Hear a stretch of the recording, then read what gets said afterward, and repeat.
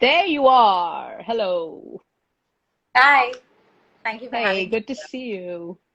Likewise. All right, guys, episode 34 of House of Experts. As always, my name is Vibha Kagzi. I am your host for this evening show.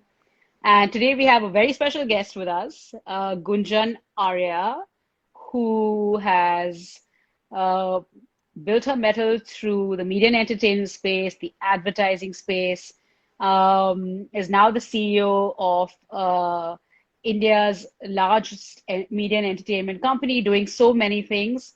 I'm going to dig deeper into the different verticals OML has ventured into. They've almost built a moat around them. And I don't see any other company in India doing what they're doing. So this is super exciting. And lots of exciting stories from Gunjan. So without much ado, I'm going to hand it over to Gunjan to just say a few words to start with, and then I'll kickstart the interview with my favorite questions. So welcome to the show, Gunjan. Good to see you. Thank you. Thank you so much for having me here and actually pushing me to do this. For somebody who actually works in the media industry, I am very, very media shy. In fact, I think my Instagram profile is still a private profile, so I don't even know how many people can see this. Sorry, I hope I'm useful to you as a guest, but yeah, I'm really happy to be here. Thank you so much for pushing me. I don't think Okay, we awesome. often get to talk about our own stories. This is actually great. I like having people who shy away from the media because I get to get exclusive content that very few people will otherwise have access to. So thank you. I know that you're not someone who likes to be out in the public domain, so this is even more special for me, and thank you for doing this. Thank Lots of people seem really excited to have you. So firstly, Shalini Goenka says, lovely to see you on this expert series. I'm getting some you. claps. Arya Kiran is obviously clapping. Hello, how are you? All right. Let's get started. So, first question to you. I'm a big believer in this whole Freudian philosophy, right? So I really feel like who we are today goes back to, who we were as children. So flashback, take me back to your sort of early years, your childhood, your family. What was it like? What was it like growing up? Oh wow, that could be a long answer, but I'll give you sort of the highlights that I Give think. me the Instagram live version of that answer. um, but I think just something that we both share is having um, an entrepreneurial family as families that we were born into. So sort of being surrounded by uh, business conversations growing up. But I think there was always a very keen sense on aesthetic, and that's something that I really give both my parents credit for that. And I think that's what really shaped my um, wanting to explore the field of design, marketing, etc. I think early years there was a time when I was like, I want to be an art teacher when I grow up because those are the people I would emulate. But Hmm. no, I think that sort of continued. I also applied to NID. I remember when I wanted to study further, and I got in. But at that point of time, my granddad, who is literally the patriarch of the family, um, couldn't understand why I wanted to go from Bombay to Ahmedabad because he and his peers and everyone we know in that generation had worked so hard to get our Hmm. families out of And to Rajasthan bring and them to Haryana, all Bombay. those areas, Yeah. and they're like, "Hey, we made it to Bombay. Now, why would you go from here to Ahmedabad? There's nothing you could learn in a smaller town. Go to a bigger city if you have to." And he's the one who sort of pushed me to look beyond.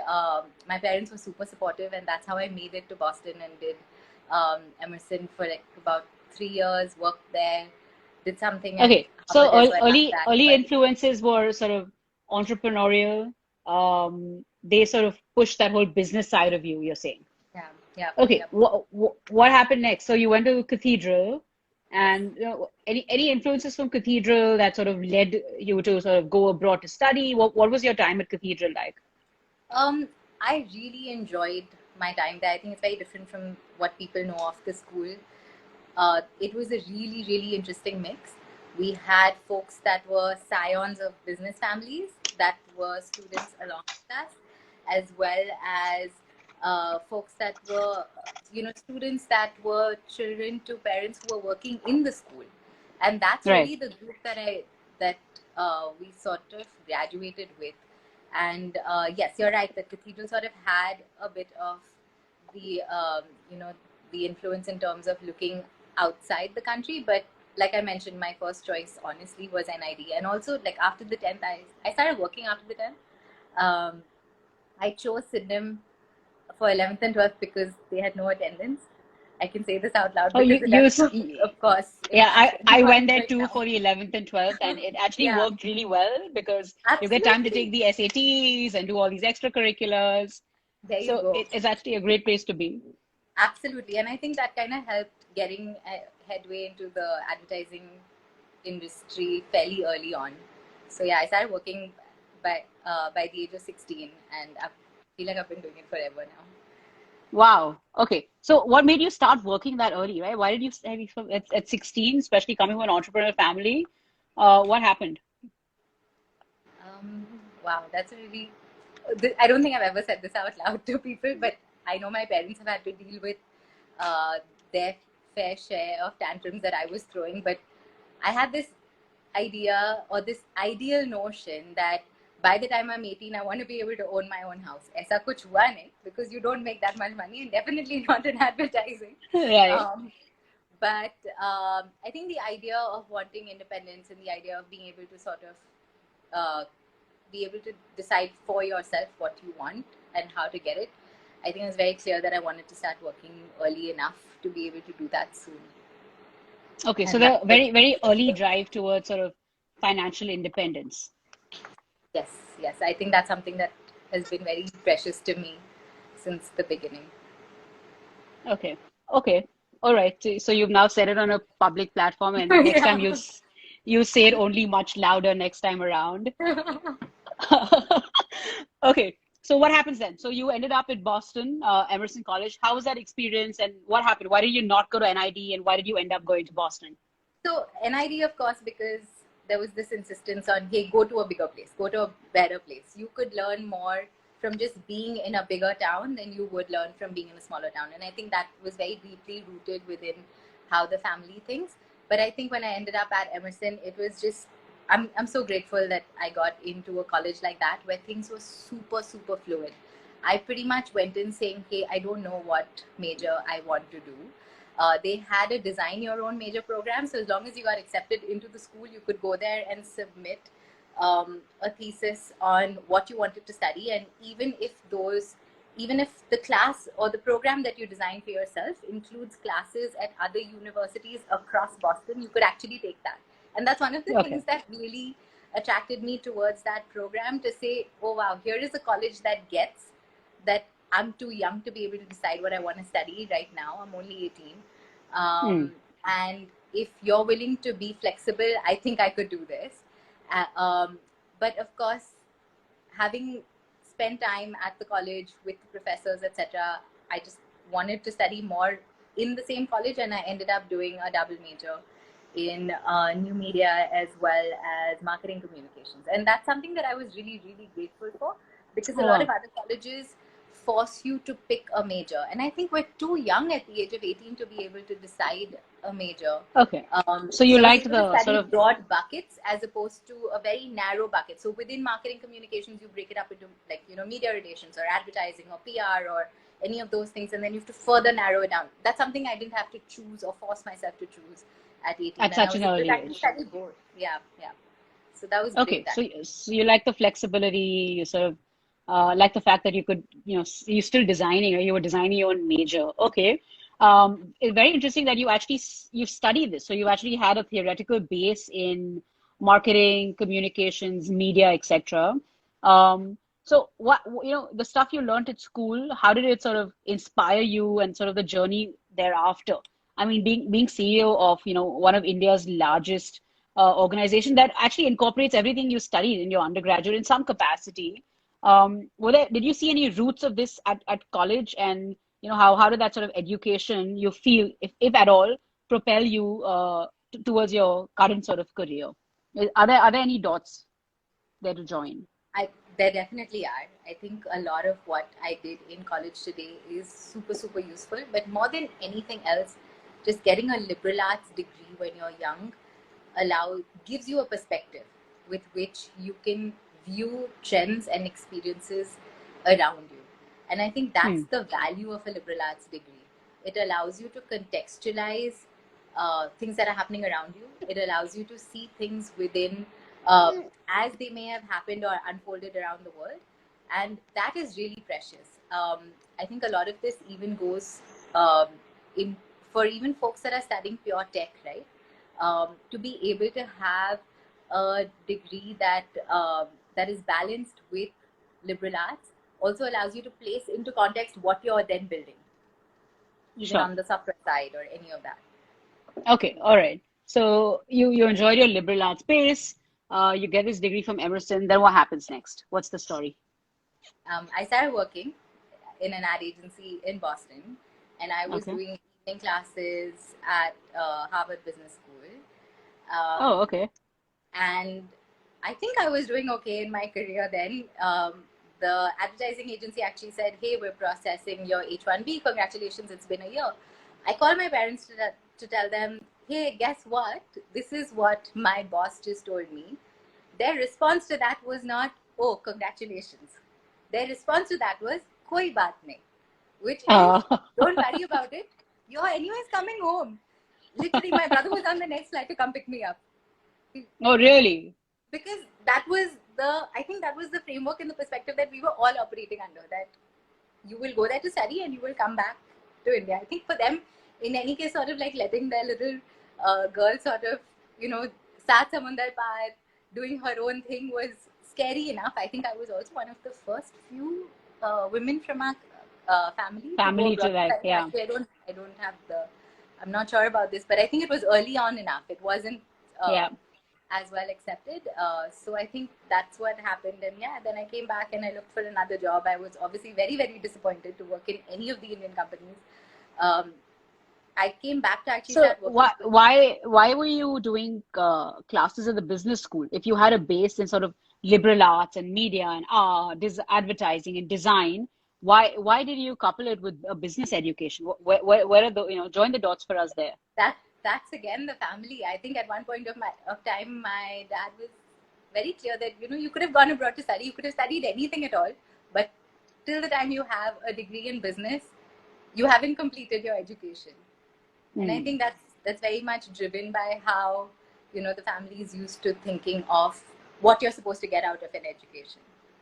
So it Okay. didn't matter that I went to the best film school on the East Coast. It didn't matter that I'd worked on a project with Martin Scorsese. It didn't matter that, like, all of these opportunities that my college afforded me, it did not matter at all. All that mattered was, beta tumne business nahi seekha hai, please finish that while you're still there. Which is fine, right? Because I mean, ultimately, you did ended up, you ended up running a business, Absolutely. um, in the space. So sort of like that whole education in your case actually seems to have sort of added up and is quite complementary to what you're doing. Okay, let's fast forward a bit. So you come back to India, you join an ad firm. What skill set were you picking up? Like what, was this planned or was it ad hoc, in terms of like your career planning? And what skills do you feel like you picked up in these ad firms? So I think my first experience back in India with an ad firm was so disappointing that I actually decided to leave advertising. So I came back, I Oh, started working in a company, and I don't want to say this out loud just because it's going to be super disparaging, but I think it's important for people to know that folks will maximize opportunities that they can get, and it's important for us to know our value and be able to ask for it. So I came back, um, went to one of the biggest ad agencies in the country, said, "Hey, I would love to work here." And they were surprised that they got cold called, because apparently that's not the way things happen.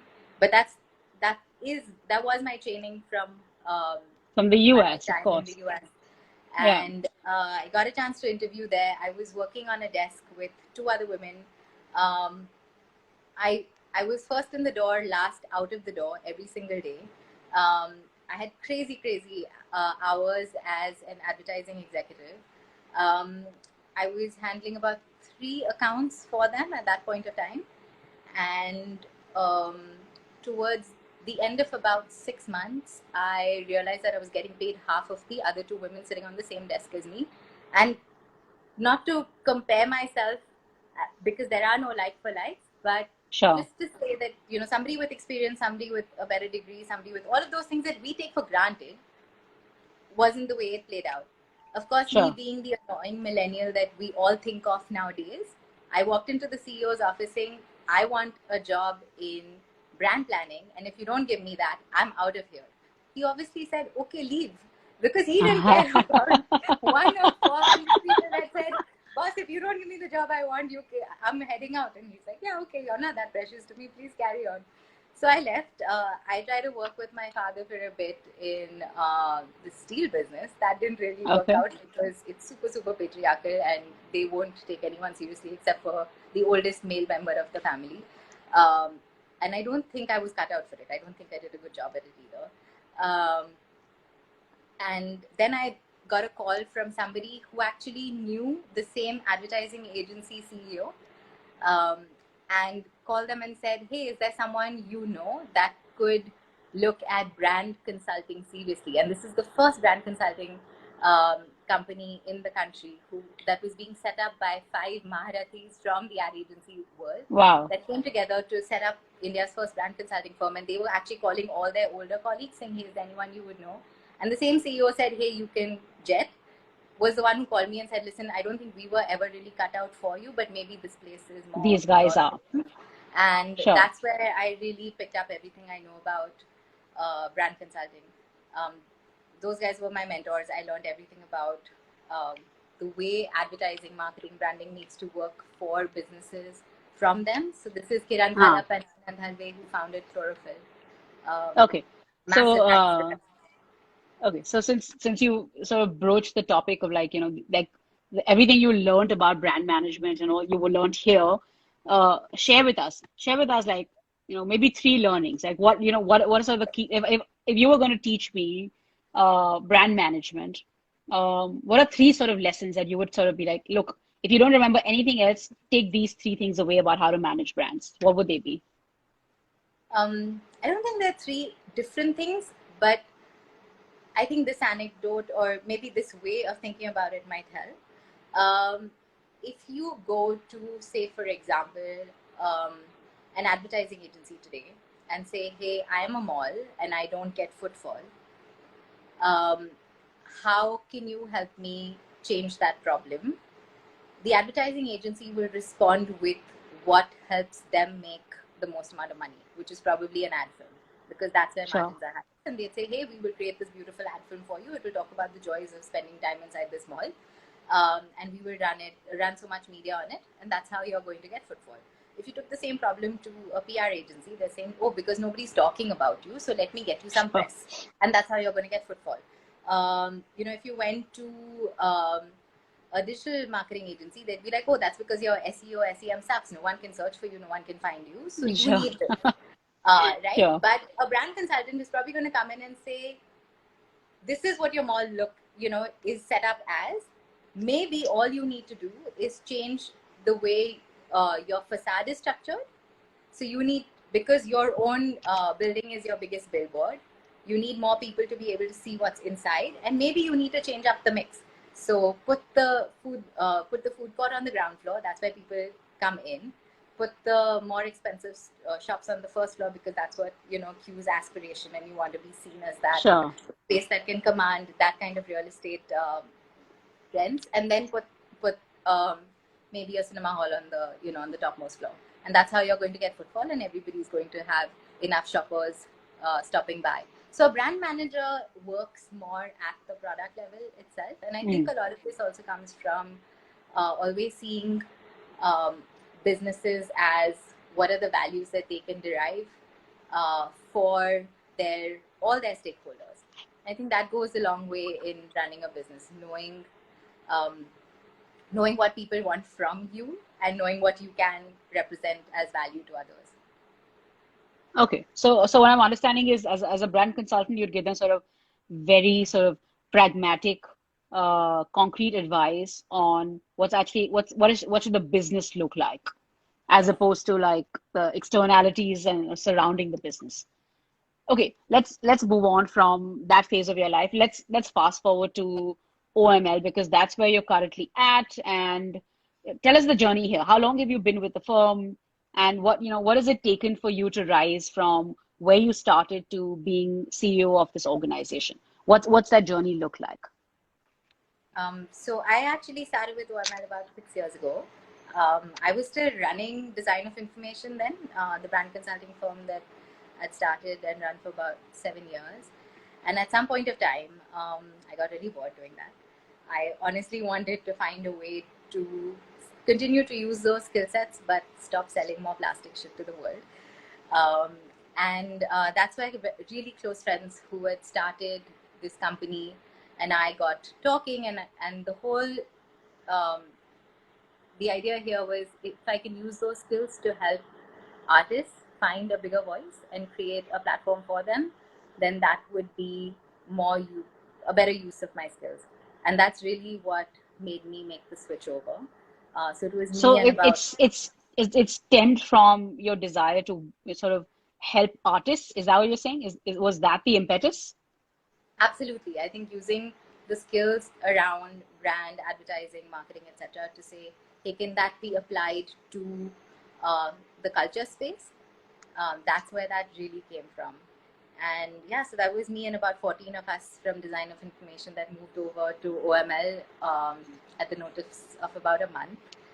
So I shut down that company that we'd been Oh wow. running for about 8 years. But it's been superb since. So I started out as heading the brand solutions team to then actually setting up the unit that um, is now operating in about 20 plus countries. So I did that for about 3 years and then was made CEO last year. And then you were made CEO last year. Okay. Okay. So, what was the journey like? Like what, at every step, what were you learning? What sort of skill set were you sort of accumulating that you think led you to them asking you to take on this role? What's a skill set you feel you need to manage this sort of organization? I think that they're multiple and they're varied, but at the heart of all of them, I think would be knowing what you can do for people. So if it is, for Hmm. example, a client, knowing what you could possibly represent to them that would be of value to them, or for example, if it's team members, knowing what they're looking at for them to continue to work with you. What is it that they want to get out of that experience at the company? Or, for example, when it's working with shareholders, what is it that they're looking to maximize? I think having your eye on that is probably the most useful skill of all. Okay, I like that. It's a very unique answer, and no one has actually summarized management in such a precise but and simple manner. It's just listening. All you did is you listened well, whether it was your colleagues, your managers, your clients, your stakeholders. You just have to listen. I like that. I'm gonna steal that one. Sure. I like it a lot, actually. Okay, so let's talk a little bit about OML. Just, I was on the website. It seems like you guys have your hands in many pies. Can we like maybe take one vertical at a time? Because, when we were trying to design the career spotlight for this, I know we went through so much back and forth because you're like, well, we're not only this, we're also this, but we're also that. So maybe take one vertical. Let's maybe start with live events. Sure. Since you just had this whole N87 weekender thing this weekend. So tell us about live events. So what do you guys do, and what does that vertical look like? Um, So I'm sorry. First of all, our website is not updated like most companies that are growing too fast or evolving too fast. It's always on the back burner, and we never really know how much to communicate about ourselves because everything is changing and it's so fluid. And I feel like what makes that even worse is because we're in a media space that is evolving so quickly. But if we'd like to start with one vertical, if I may, please, let's start with artist management, if you're okay with that, Please because go for that's it. Yeah, yeah. how we started as Yep. a company. We Okay, started, cool. Let's follow the chronology of the company. So let's thanks, start with artist that would be management. Done. helpful. Let's do it. So we actually started as an artist management company, and Okay. we used to manage independent musicians uh, back when representation was really hard to come by. And the way the music industry is structured is that the lion's share of revenues that come from streaming, or I mean, streaming now, but earlier it was obviously CD sales, etc., were made by record labels. Sure. So that's, and we actually started managing musicians, and our pitch was, hey, you don't need a record label company. Distribute your own music, give your music away for free on YouTube. And YouTube was just starting up back then. Let's make really nice music videos for you. And in case, and when fans stumble upon your work and they like your work, they'll come out and pay for tickets. Okay. So that's what actually started the foray into artist management. And that was our first brush with the music industry. It's from there that we actually went into, like you said, events, but Okay. or content, or so all the puzzles, they all sort of came around building for what artists need. So even the content team, for example, first used to make music videos, because that's what the artists we repped back then needed. Because traditionally, that's what a record label company would do for you. A record label company would build out the music video, put it on air, make sure you got TV time, make sure that you were in front of enough eyeballs so that you became popular, etc., and therefore the value on the CD sales, etc., would go up. Luckily for us, the internet sort of became as big as it is a phenomenon in all our lives at the right time, and really democratized the way the media landscape has evolved. So musicians were able to sort of take control of that, and we were able to do that for them. And that's really that's how we okay. So just to get a sense of numbers and sort of growth in that domain, how many artists did you guys start out managing in the beginning? What has that number evolved to now? And okay, let's take that one, and then I'll ask you a follow-up right after that. Sure. So we started managing, I think, one musician. We all start with one client. So we start with one. But today we've evolved in that space as well. Today we manage about 80 plus artists, and the roster is a mix of comedians, writers, directors, influencers, creators, vloggers, magicians. So it's really evolved. So it's entertainers overall. It's not it's not only musicians per se. Right, and that I feel like this also parallels the way consuming content on the internet has evolved as well. Sure. Okay. So once again, you're listening and you're understanding what the customer is looking for, and you're ensuring that you're providing the entire suite. Okay. And to just understand, like if I were a musician and I'm not, but if I were and I came to you, what would you ask me, and what would it take for me to convince you to represent me? What does OML look for? What do you guys look for? Sorry, let me actually flip that. Okay. Technically, artists are our clients, so it would be the other way around. So you go seek out the clients, is that it? As management, we would go to you saying, hey, we're a management agency. We believe we can grow your business by X, and therefore we'd love for you to work with us. So is that what happens? Yes. Of course. I mean, I understand that artists are your client, but I was trying to understand which way does the stream flow, and it sounds like you're saying you would go out and seek out the artists. Absolutely. No, well, there would be multiple ways in which those connections happen, and I think at some point of time, most of us have met each other. We would when physical interactions were possible, we would have bumped into each other at enough gigs. But yes, that's how it technically would happen when you sit down to finally evaluate, hey, is this a good idea? Okay. So since the stream is flowing from OML to the artist, what is it about an artist that sort of piques your interest, right? There's so many artists out there. There's so many musicians, all of them, sort of dying to get visibility, monetize their passions. What do you then look for? What makes you send them that first email or pick up the phone and call them? What is it about the artist that sort of grips your interest? I think at the very beginning, it has to be whether we believe we can make a significant difference in their lives at all. Because honestly, and that's true for most business conversations, right? You want to be able to deliver something of significant value, or else it's just going to be a very, very non-fruitful and very disappointing conversation for most people. Both So I think ways. if Yeah. there is a very clear network effect, and that's when I think when we were talking earlier about the various pieces of the puzzle that go together. So there is artist management, there is content production, there where we also work with OTT platforms. There's also live events where we're also Yeah, doing so underground events I'll as well get as to special the events. different. Yeah. Right, but I think the I reason that it would work for an artist would be, hey, we're able to maximize your revenues when it comes to performance revenues for a live audience, or an opportunity to build a show with an OTT platform, an opportunity to do branded gigs, for example. So bringing that multiplier effect to the artist is what we believe we'd be able to use to drive value for the artist, so, and that's what we'd use. right. So I get what you could do, right? Obviously, the potential of what you could do to an artist is immense. What I'm trying to understand is like, of all the plethora of artists out there, how do you sort of shortlist saying, okay, how did you pick these 80 artists that you're currently working with? What is the It's process? exact no, so it's exactly this. Is the artist in a point in their creative journeys where all of these opportunities are even meaningful to them?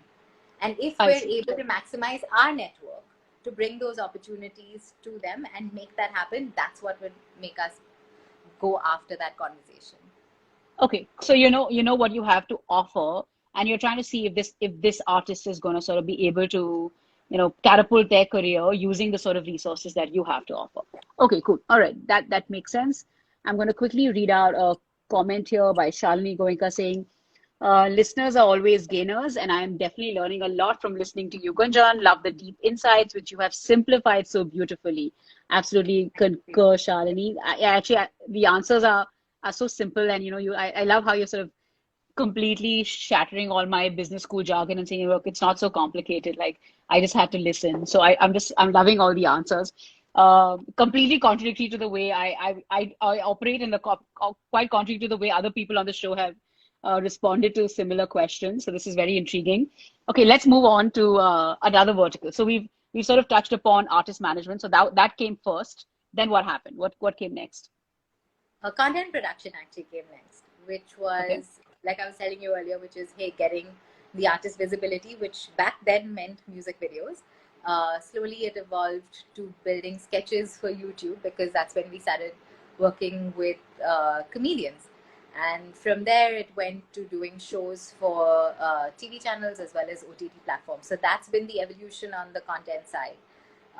Today, of course, we're working with almost all major OTT networks out there. Okay, so let's go a little bit deeper, into this vertical. Tell us a little bit about the vertical. What sort of operating challenges do you face with something like this?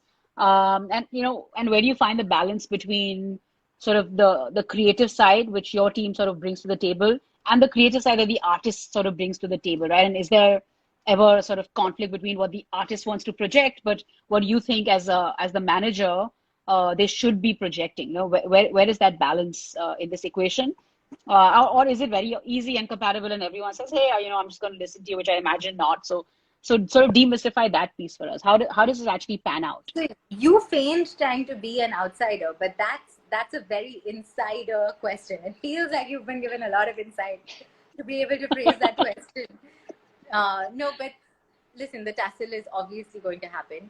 I think what's great is that we have a working relationship with the artists that we rep, um, where there is that level of, hey, what are you seeing that maybe I'm not seeing? And that's important, because artists are also depending on management as a way to be able to shape and guide their careers. Hmm. And because we're seeing so many conversations across the board, so for example, when we're in rooms with OTT platforms, we know what they're looking to be pitched next, for example, and we're able to weave that in, work on those with the artists that are probably building shows. So we're obviously able to take those conversations back and forth till the time something works out. And I think having that consultative relationship at all points of time is probably the hallmark of most creative processes. It's pretty much impossible to work in a collaborative way, and especially with creative endeavors, you need to be open to a consultative relationship, and that's pretty much every project that we've worked on. Okay. And how long are these sort of, the contracts, or I don't know what you guys call them in your industry, but I'm presuming it's just it is a contract. How long is the contract with the artist? And then, does the original contract have the content management piece built in, or is that sort of like a separate vertical and it's sort of looked at in sort of isolation? Or is this all just like you bring on an artist and you say, look, here's a suite of things we're going to do for you? So I think it's so of course there is an exclusive representation contract, but that doesn't necessarily include each and every contract that might be born out of various sales pitches that we do, right? So, and each one of those would have their own contracts. So say we pitched an artist to a brand, that would have its own independent contract. Or if there was a show that was finally commissioned by an OTT platform, then that would be its own independent contract. Own contract. Yes. Okay, okay. So, but when you So sign on the it's art, pretty much like a master services agreement, and then and then project-wise okay, okay. specific. So what goes into like the master service agreement? Like, what is the first level sort of contract with an artist? What does that sort of say that, okay, look, here's what we're going to do for you? I think at the base level, it's, hey, can we at least take the headache of billing and invoicing off your hands? It literally starts from there.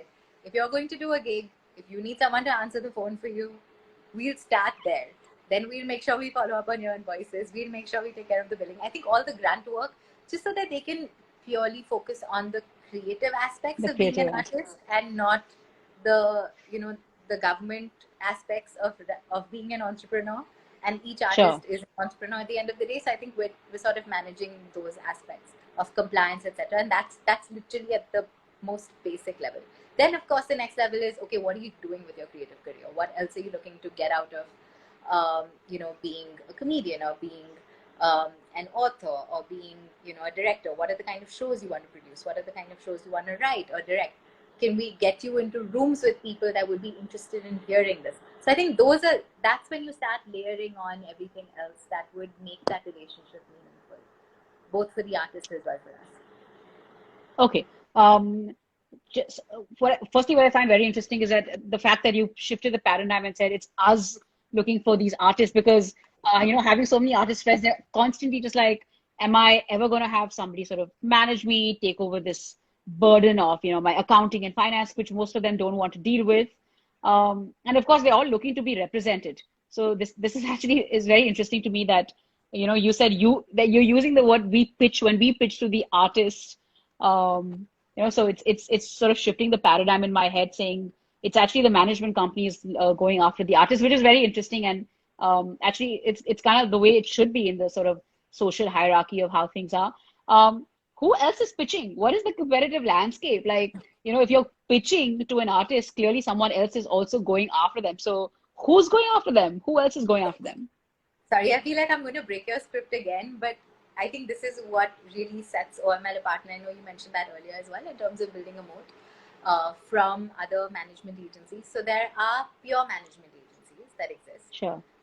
And OML, of course, has that management vertical. There are agencies that exist that only do show production, and those are the guys that, say, for example, pitch to OTT platforms as well, but that's another vertical at OML. Sure. Then there is a third vertical of, live events, where again there are companies that only do events and maybe would then come back to us for artists. But then there is a vertical that does that as well.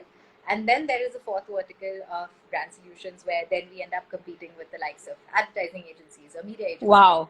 And it's really the fact that we're sort of larger than the sum of our parts, and that's what makes it so meaningful, allowing each bucket to really feed off of each other. So you've essentially gone and sort of combined 4 different businesses into one and said, look, we're just going to take care of everything that you might want to, and you're sort of like a one-stop shop for all their needs. Yes, honestly, it's just the way it happened. It wasn't, hindsight is always 2020. I feel like we all sound like heroes when we look back at our journey, but that's not really how it was. It was super messy getting here. We've been doing this for about 19 years and still finding our feet. I think in 2020 we realized that maybe we still need to reinvent the way we rep artists to brands. So I feel like it's going to be a continuous learning journey. But at all points of time, our North Star has always been, what do artists need to thrive? And let's go out and build that. And let's Sure, go out and build that and do it in a meaningful and scaled manner so that we're able to actually help those that, we can sure. service best, which remain the artists at the heart of it. Okay, I'm just gonna use the word super duper humble for you because obviously I mean I'm an entrepreneur too, and like sure, hindsight is always 2020, and maybe some of this wasn't sort of as strategically planned as it seems to be, but obviously as you said, you were always listening, right? So you had your feet and more importantly your ears on the ground, and clearly you were able to build a very well, you learn at business school, right? You built a competitive advantage that people in your industry just don't seem to have, and that's really become your pull. Okay, quick question here from Shalini Goenka, who says, since these artists are, I assume, budding and just starting out, how does the pricing work for them? Okay, very good question. And here's where we want to understand, the vulture mode. Are you guys vulture mode where, and I'm presuming not because, you've had a business that survived 19 years. And I know you rep some of the most popular artists in the country. So this is a great question. So tell us a bit about, the pricing and the seesaw between, who's sitting on top of that seesaw. um, okay, here's something that I deeply believe. The price is always right. It's what somebody is willing to pay, and it's what somebody is willing to accept, and it is constantly You've spoken dynamic. like a true Marwari now. This is your Marwari genes kicking in. Yep, I'm sure there's something that we both can relate to, And but it I feel like really a lot of your artists are like, I've heard this line before from Gunjan. The price is always right, of course. So here's the thing, right? It's a price that somebody is willing to pay, and especially Sure. because in the culture space, price actually not just in the culture space. Sorry, I take that back. I think in most industries, it's what people are willing to pay for a certain service at a certain point of time, and at that point of time, if that service is available for that price, then Sure. it is the right price. It depends, and that can keep changing, right? So in the stock market, for example, right now it's at what it is Sure. because people have a sense that, hey, this is the best place for my money to be parked. So let me pour that Sure. money into stock markets because around me, I don't see anything that's doing well. So if I Right. put that money into the stock markets, hopefully it'll give me X returns in the future, and that's what's driving the prices up. It's Sure. hope, it's fear, it's all of those things. On the artist side, it's similar. If there is a general consensus that, and exactly what you said, these are some of the most popular artists out there. If there is that sense of popularity, then you're willing to pay a premium for it. And that Okay. applies to everyone. So whoever the commissioning party is, if that commissioning party is a brand for a brand endorsement deal, if that commissioning party is an OTT platform for a show, you're going to be able to command that price. And going back to the Marwari genes, the best you can do for your clients then, in this case being the artist, you run a bidding war. You go to everybody Sure. else who might want a similar service and say, oh, hey, who's willing to pay? And that's how you drive prices up for these artists. Hmm. Okay. Wow. This sounds like a lot of fun, and it's like the stock market. You wake up every morning and it's sort of you don't know what to expect, and you've got to sort of convince yourself that this is the right price, and it's very difficult to do, right? And even at this prices, there are people who are going out and buying. So as a manager, I can only imagine, like when you're sort of negotiating these contracts, it's still tricky, right? Because you're just like, if you're going to put down this sort of contract, is this the sort of bet that's going to pan out for you as well as the artist for the next year or two? So that there's an element of luck and chance in this as well. I mean, I don't know how much you've been able to sort of crack a formula because you work in the creative space, which is obviously tricky. No, of course. So there is a lot of data that sort of goes into understanding um, popularity matrices, and if Yeah, I can yeah, say that, especially because social media allows that, right? Which sure. is uh, giving us a sense of, okay, how are your follower count, your engagement Ah, numbers, etc. And but that to me is still retrospective. if you did everything that the numbers were telling you, which is, oh, when you put out a song that sounds like this, these are the this, you'll hit X million views. To me, that's still retrospective. But creativity at the end of the day is still inherently a human effort. So Sure. I think it's important to just look at data and numbers as guiding principles, or maybe even just indicators of what success might look like. But at the end of the Sure. day, it's all still a creative effort, and I would leave that to the artists because that's what they do best. That's what they do best. Okay, cool. All right. Let's I'm just gonna okay, thanks Rishabh, Bhanar, Marwari. They're all teasing about the Marwari. A Boswal. Taru Chandra says way to go. All right, guys, thanks for your comments. Someone's asking about live events. So let's move there. What's the third vertical? Live events, I think. Live events. All Yeah. right, let's talk about live events. So why live events? Of course, we've gone from live to digital. Tell us a bit about that, like the why the live event space, considering there's big companies in the live event space in India who purely do live events. And Right. I've had some on the show and they say my strength is the fact that I purely focus on live events, and I'm able to drive through economies of scale this business as opposed to a company like yours, which says, oh, we have our feet in four different things. So why live events for you?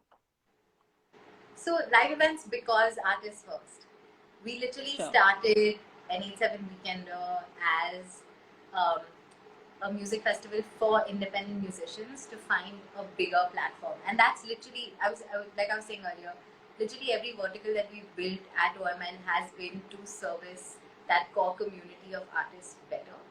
And then we found a way to do it in a meaningful way at scale. And scale is important because that's when you're able to drive economies of scale. You're able to, sure, and it's not just being able to service again those artists, but everybody else that comes along and makes that possible as well, right? So, for example, even the brands that sponsor the artists that participate, or the teams that work on it.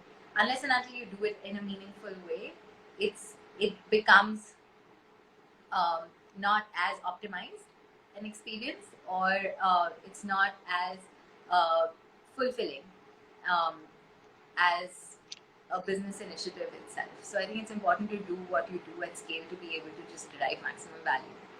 okay. So it But was yeah, so you wanted the scale element, you wanted the artist first, and you yes, you felt like that's sort of a gap that you needed to fulfill. absolutely. And I think we have a specific point of view even in the live events business. So yes, there are live events companies that then do everything from corporate events to weddings to large scale festivals. But for us, we were able to focus purely on culture based events. So we started with N87 Weekender, which very quickly grew to become one of the largest music festivals in the country. Sure. So then, for example, doing YouTube Fan Fest in India, which is the largest fan fest that YouTube does anywhere around the world. And we've been Sure. doing that in India for the last 6 or 7 years now. Then we work with brands like Red Bull and Levi's, where we we do this college activation program for Red Bull called the Red Bull Tour Bus. It's literally a bus that tours from college to college, and the roof flips open into a stage, and musicians perform Wow. on the bus. It's like a And Rolling that's something Stones. Okay. been Wow. we've been doing that for about 5 years as well.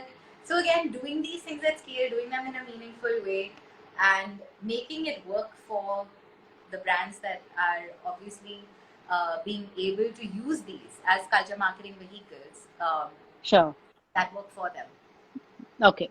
All right. It sounds like a lot of sort of, I keep hearing this over and over again. It's a very customer centric outlook and approach. It's constantly coming up in every answer you're giving me. Let's take a couple of questions here. So, okay, since you're on N87, let's take Abel's question, who says, what was the experience like shifting it to online? So I know it happened this weekend. What sort of response did you get? And, quick one or two challenges of going from on offline to online, and some of the benefits of actually doing that. I'm sure there were myriad benefits of taking it digital as well. So we of course all miss being on ground. I don't think you can make up for that experience of being on ground with 10,000 other people hearing the same song and vibing to that. But to make up for that, and especially a multi-stage, multi-genre music festival. I remember the first year we started that about 10 years ago, and people got the schedule. They were like, hey, there are 3 acts performing at the same time. Where do I go?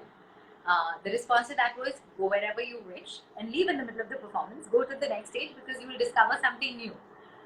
Sure. So from that to, building that for the last 10 years to now, where people are sort of used to the idea of, okay, multiple things happening in the same venue at the same time. Taking that online meant building a platform where you can toggle between stages. So you can literally go, okay, I'm bored of this, now let me go to the next thing, and which is obviously something that all of us are very familiar with when we're so Sure. used to now consuming content on YouTube, etc., where there's always more content out there, and you have the sense of like, Acha, what do I see Sure. next? So one was that. The other was actually giving people a sense of community, because you want to be able to watch a festival with other people. There are 3 ways in which you enjoy a festival.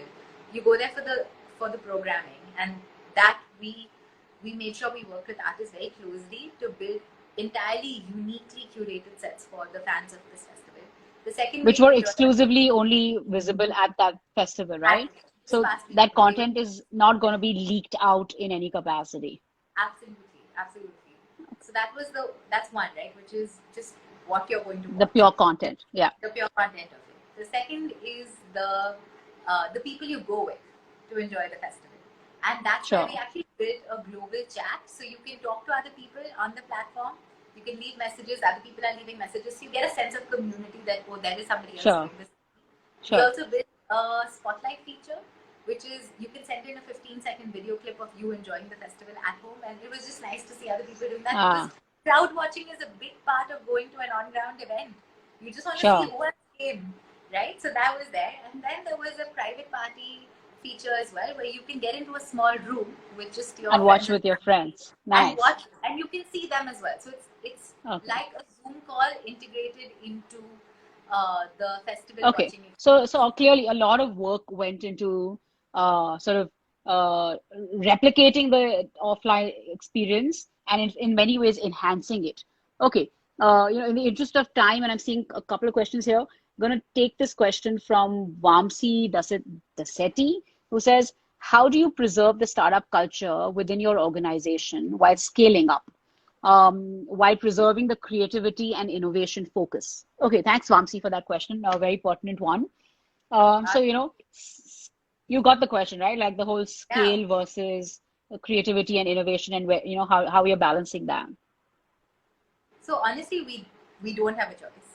Uh, we need to make sure we're at our creative and nimble best, especially because the media landscape itself evolves so quickly. Um, and I think one of the biggest things that we've learned is that while startups struggle with scale, it's the more established companies that struggle with speed. And for us, speed is something that we've always valued.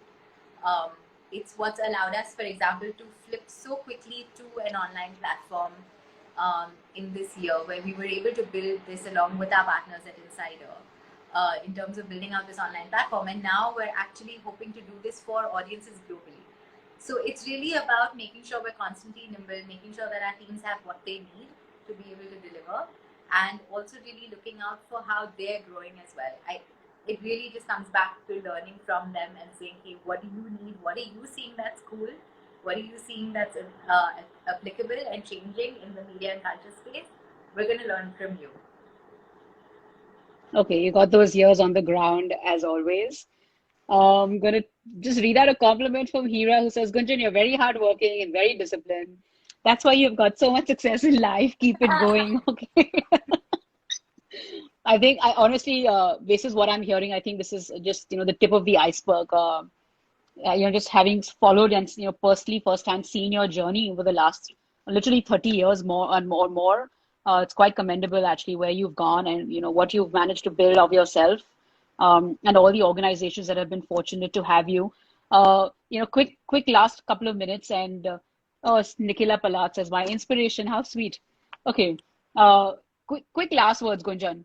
Just where do you see this space going? There's so much going on, and as you said, it's speed over scale, explosion in the OTT space.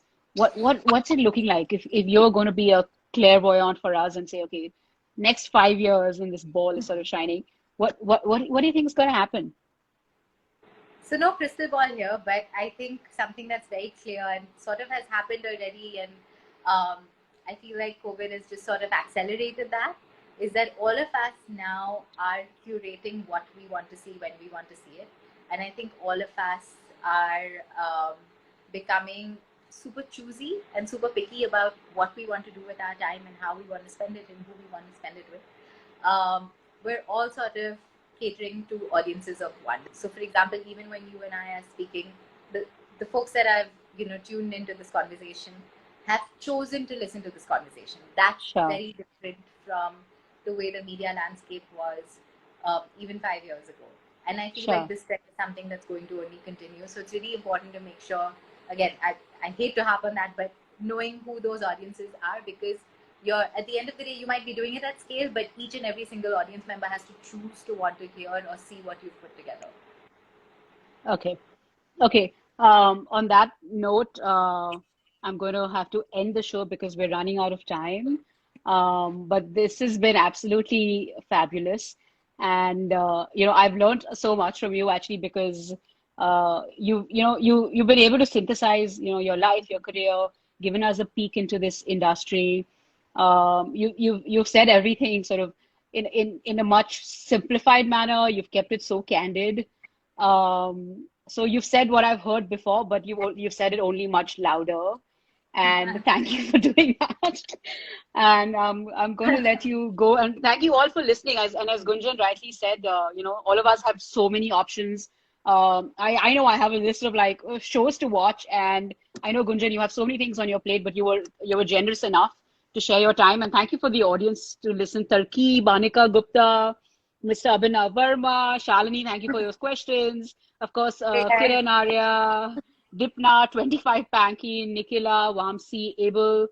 Guys, thank you all for your comments and questions. This has been really fabulous. Oscar, good to see you here.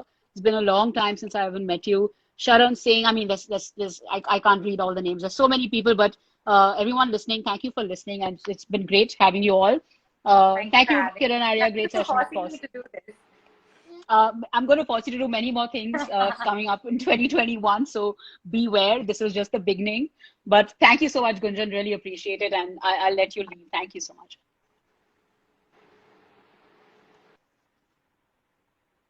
All right, so guys, that was episode 34 of House of Experts. We'll be back next week with yet another episode. If there's a specific career that you want to learn about or a specific guest that you know or you want to recommend, I'd be happy to bring them on. But until then, thank you for watching and thanks for the interactions. Lots of inspiration. As I always say, I started the show to share knowledge with other people, and I end up learning so much more from every guest. And I hope this has been a good learning experience for you. This clipping will, of course, be on Reach IV's page. Of course, it'll be on Spotify, Apple, all the other podcast platforms, and on YouTube and on our website, reachiv.com. So, whatever's your favorite platform, you'll find this content over there. Have a good evening and signing off. This is Vibha Kagzi, and have a good evening. Take care.